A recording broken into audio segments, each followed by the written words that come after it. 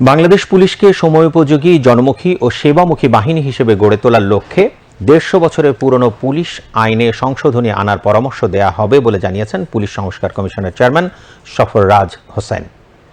তিনি আজ স্বরাষ্ট্র মন্ত্রণালয়ে সাংবাদিকদের সঙ্গে আলাপকালে একথা বলেন। কমিশন চেয়ারম্যান বলেন, বিভিন্ন গণতান্ত্রিক দেশে পুলিশ কর্তৃক অনুসরণকৃত সবচেয়ে ভালো নীতি রীতিগুলো তাদের প্রস্তাবে অন্তর্ভুক্ত করা হবে।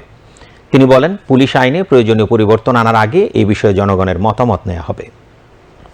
আমাদের কর্মপরিকল্পনা করবো, আমরা বসে আমরা একটা ওয়ার্ক প্ল্যান করব, তারপরে আমরা কাজ শুরু করবো। অগ্রিম থেকে ধরেন 1800 পুলিশের আইনটা হলো পুলিশের 1861 আইন। তারপরে তো পুলিশ রেগুলেশন বুক হলো 1943 সালে।